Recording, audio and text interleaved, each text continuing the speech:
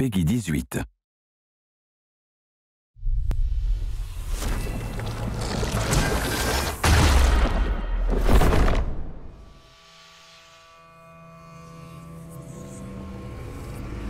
It was 2009, towards the end of when we were finishing Dragon Age Origins, when myself, Matt Goldman, and Mike Layla started to get together on a weekly basis to talk about the directions we wanted to take the franchise and the things we wanted to explore if we had a chance to do so. We built a kind of a cartoon animatic of what we would like to be in the game if we were going to really pull out the stops and do whatever we wanted. It's actually very much like the beginning of the game. There's a conversation wheel, there's a dragon airstrike, you're a cool, badass warrior with spiky armor chopping Murlocs in half by the millions. It was exciting. It was like, wow, man, can we actually pull that off? Can we feel like the party works together to demolish foes rather than having their disparate abilities? So brainstorming with the core leads on Dragon Age is pretty exhilarating. I really love to lead him astray with crazy ideas. Every time we would talk, I'd start talking about how every piece of our art would involve Ulrich von Hawk, the lycanthrope character of our game, howling and like tasting his own blood. Anyways, it kind of got out of control after a while, so I had to drop it. But it was pretty fun while it lasted. You know, the final beautiful touch of it was when we said, what if we could tell a story that was more personal? And that's where the idea of Hawk, the champion of Kirkwall, and that rise to power over a decade of history came out. Where Origins really shone by having this huge epilogue that had thousands of variations based on the choices you've made. Instead, we've moved that into the gameplay. People you've interacted with at the beginning of the game are going to have their kind of situations profoundly affected by their interaction with Hawk, your character. If getting the relic gets Castillon off your back, then I'll help you retrieve it. There might be something I could do for you, if you're looking for company later. You re-interact with them, you see how that worked out.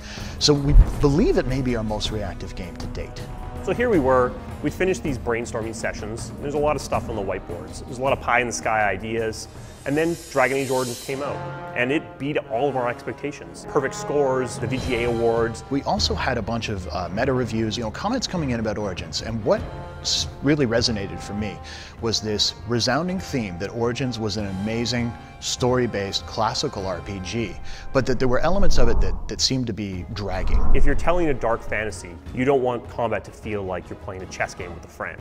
So that seemed to be the reviews. No one was really panning the game to me. It let you have this cool tactical experience, and obviously the story was intense, well loved. But the question for me was, is there any way that we could just take the RPG concepts, the very core tenets of it, and move it forward into a newer feel, something that would work as well on the consoles as it did on PC? We've really stuck to our vision. We've kept what was good about Origins and shaved off the edges and made something really unique. Matt wanted much more composed imagery, places that played up the character. I wanted combat that felt like it wasn't silently rolling dice behind the scenes, that felt like when I was pushing a button it was responding and my characters were responding accordingly. But because it looks faster, because it's got a character with a voice, because of this historical story we're going to do, it ran the risk of people saying, oh my god, that is so different, I'm not sure it's for me. And we knew that would be a potential problem. But at the same time, we also knew that the game we were designing was not one that would actually alienate them.